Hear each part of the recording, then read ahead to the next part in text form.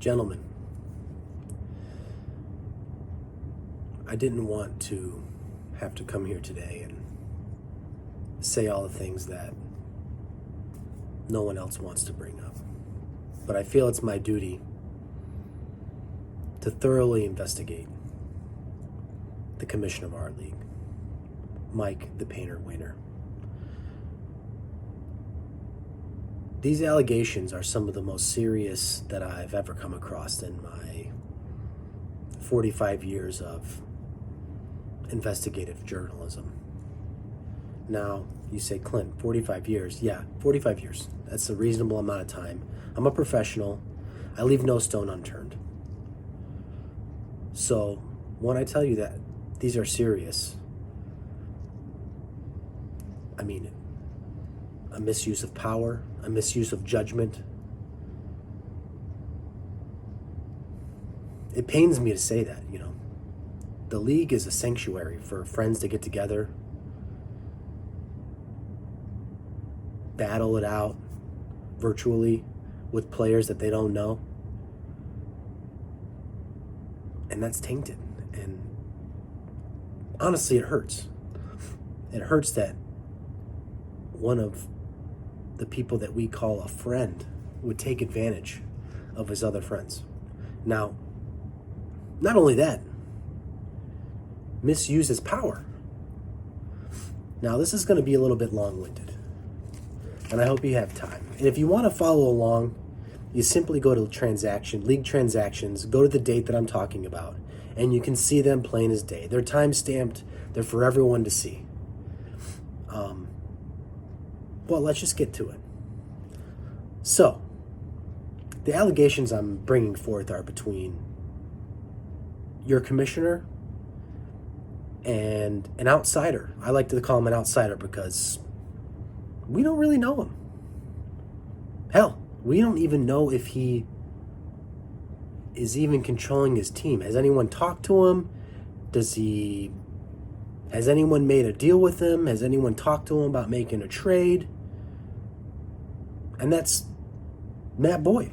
We don't know the guy. I don't know him. I met him a couple times. Do I know he's controlling his team? I don't have any proof of that. I don't have proof that he isn't either. But what I do know is the things that I'm about to tell you right now. And those are certain and they're facts, and I'm not making them up. So you take the information I'm giving you and you decide if it's collusion, if it's cheating. You decide. We'll start with this. Trades between Mike Wehner and Matt Boyd. We'll start with September 30th. Mike receives TJ Hawkinson and Tony Pollard. Boyd gets Jared Cook, Tyler Boyd, and Trey Sermon. Nothing to see it. I mean, it seems like a reasonable trade. Like, no red flags. You know what I mean? Beginning of the season, nothing out of the ordinary. I think we're 2 games in. Maybe this is week 3. I'm not sure. Nothing out of the ordinary. That's on the up and up. Now let's go to their next trade. October 20th. Wehner gets Javonte Williams and Calvin Ridley. He trades away to Boyd, Dallas Goedert, Amari Cooper, and Corey Davis. Again, not entirely suspicious. Why would anyone think that? That's kind of an even trade. Ridley for Cooper, like the other players, they are what they are, role players. Corey Davis, I'm going to note, was hurt 2 games prior, so he was not playing that often and is a bum. So the other players, we could call that a straight up. I mean, would you say Javonte Williams is equal value to Dallas Goedert? Yeah and no, probably not. Running backs are scarce. But nothing crazy. This is where it gets good. November 5th. This is a very big red flag. Now, follow with me on this one. This one is a little bit intricate. November 5th, Mike gets Lamar Jackson and Dallas Goedert, whom he had just traded away 2 weeks before that. I'm not sure why you'd want him back, but that's, it is what it is. Boyd gets Kyler Murray, Dawson Knox, and Calvin Ridley. What makes this interesting is that Kyler Murray was hurt on October 28th. So he was not playing that week that he got the trade. He was not playing. Dawson Knox was also not playing that week, and the information is available that he was known to not play when that trade was made. And Calvin Ridley was also not playing. In fact, he was put on the reserve list and he was out for 3 weeks at minimum. He did not play. So what had happened, let me just lay it out to you in layman's terms. Wehner has Kyler Murray. Kyler Murray gets hurt. He trades away Kyler Murray for Lamar Jackson, who is not hurt, and then adds Dawson Knox and Calvin Ridley. I don't know if he's trying to disguise the trade to make it seem, legit. But those players weren't playing either. So why would Boyd accept a trade where 3 players aren't playing? 3. And give away arguably his best asset, Lamar Jackson? Why would you do that? Let me answer for you. You would not do that. You would not fucking do that. No one would do that.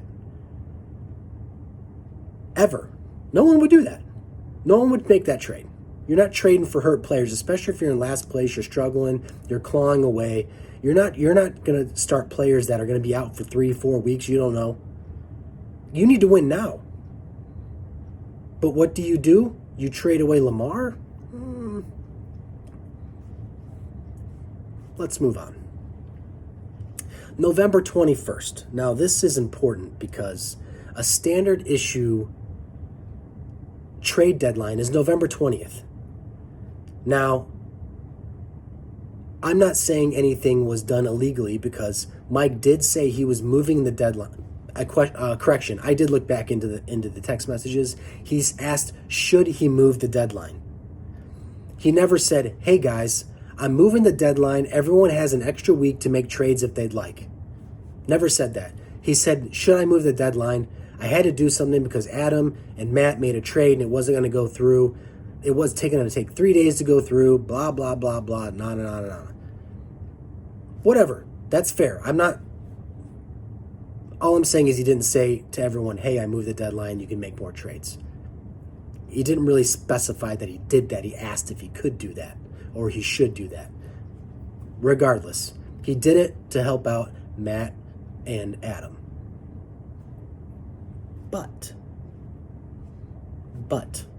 on November 21st, Mike makes a trade with Boyd at, checks notes, 10:50 a.m. on a Sunday. He makes a trade. Why is that significant? Because at 10:29 a.m., Ian Rappaport tweeted that Lamar was not going to play that day. So what does Mike do? He orchestrates a trade 20 minutes later, and this is the trade that he makes. Oh, I'm sorry. According to the text messages, this is the trade that Boyd makes. Now, why would Boyd make a trade 20 minutes after he finds out Lamar is not playing? He doesn't have Lamar on his team. What the fuck does that matter? Mike says Boyd makes the trade and he doesn't know if he has the courage to accept it. Now, let me lay the trade out for you boys. Mike is going to receive in this trade Keenan Allen, Mike Gesicki, and Tua Tagovailoa. Boyd is going to get TJ Hawkinson, Hunter Renfrow, and Kenny Golladay. Now you're seeing a pattern here, aren't you? Mike has now traded 2 different tight ends back and forth. 2. Back and forth twice. Remember, Mike got TJ in the first trade. That made sense. Now he's traded it back. And now he's getting Gesicki in the last trade, you'll see that Mike got Goddard that he had given Boyd in the trade before that. Now, why are you trading tight ends back and forth? Why? Why are you doing that? Because you're building your trades to not raise a red flag. It looks like it's an even trade, and that is exactly what's happening here. Now, anyone in their right mind, anyone would say Keenan Allen is he's a top 3 receiver, I would say. Top 3. I don't know if I have the stats in front of me. I didn't write it down. All I know, he's a viable fucking asset. Viable. Like, you make a trade for him, you're going to get equal value. From what I see in this trade that Boyd got, mind you, Boyd's quarterback is not hurt. He's not hurt. So why is he trading him away to a guy whose quarterback is hurt? And he's going to start that guy. I don't know. You be the judge. You asked me that. So you're telling me Keenan Allen is equal value? You're telling me Hunter Renfrow? Keenan Allen, Hunter Renfrow, and these trash-ass Giant receivers? Kenny Galladay and Kadarius Toney? That's equal value? It isn't. I already know it isn't. You know it isn't. We both know it isn't. Now, here's my theory. Mike made the trade. Mike made the trade because Mike needed the quarterback. And if you're looking on waiver wire for a quarterback who's available, there's nothing there. There's no one good. No one good.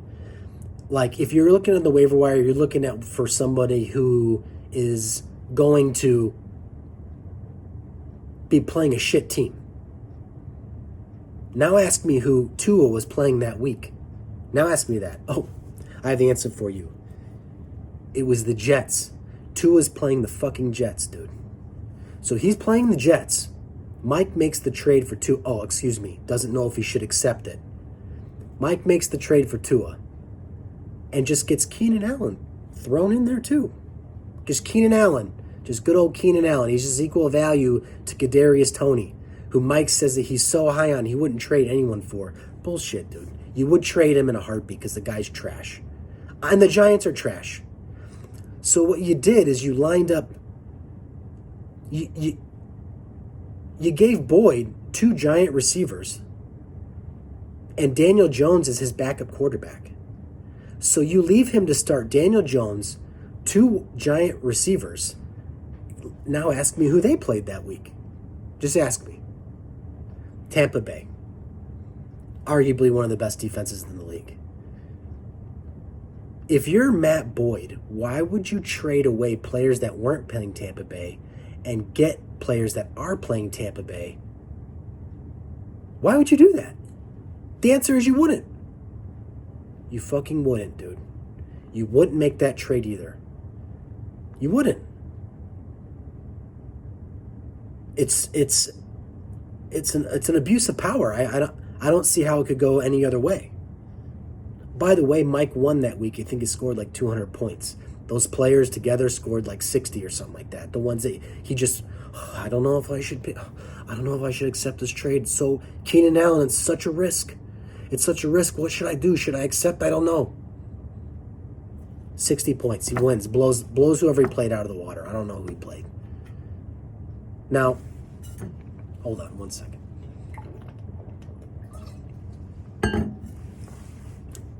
I'm not saying that one makes those trades and accept. I don't know if Boyd's even used. I don't even know if he has the fucking Yahoo Fantasy Football app. I don't know that. I don't talk to the dude. I don't know anything about the dude. He could be a shady fuck. I'm not sure. He could be just dishing his player. Basically, from what I'm seeing here is Mike is using Boyd's team as his own stashing players. Like maybe those tight ends, I didn't look at the matchups. Maybe those tight end matchups matched up better that week, and he can just keep those players on Boyd's team while not putting them on the waiver wire. And he doesn't have to worry about picking up these trash-ass players off the waiver wire. Why? Because he's got his own personal waiver wire. Boyd's team, the fucking last place guy. That's why he's doing it. It's very clear. The evidence is right here. By the way, that trade that he made on Sunday, You telling me fucking Boyd woke up and was like, I got to trade away too an hour before kickoff. No. So you fucking lied. That's a lie. A lie. Boyd didn't make that trade. And that didn't happen. You're so worried you don't know if you should accept. Get the fuck out of here, man.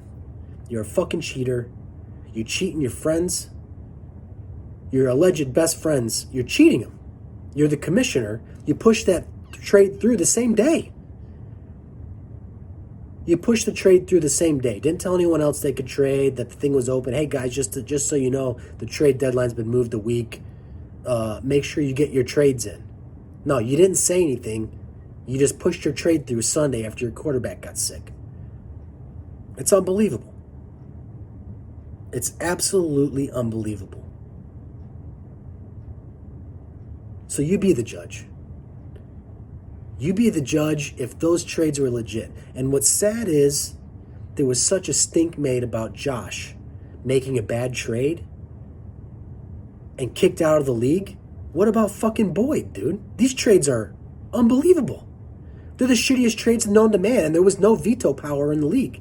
No trade was sent across anyone's thing and said, hey, accept reject because these are fair.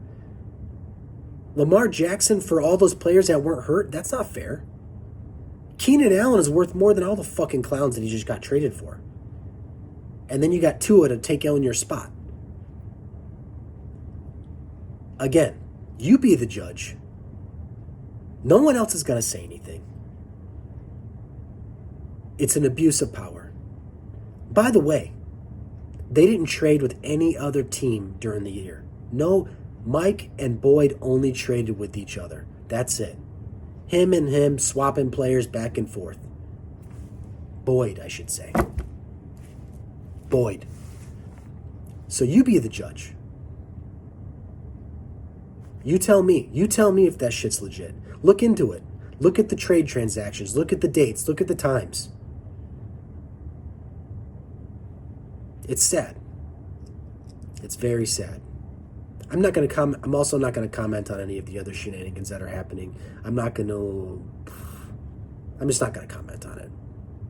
I'm over it. Shady business, man. Shady business. So,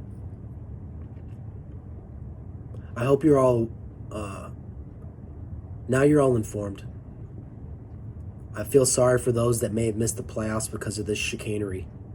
But that's the league that we live in. That's what happens when you give someone absolute power corrupts absolutely. You give someone absolute power, that's what happens. They start trading back and forth, stashing players, stashing tight ends. None of those trades made Boyd's team better. Not a single one.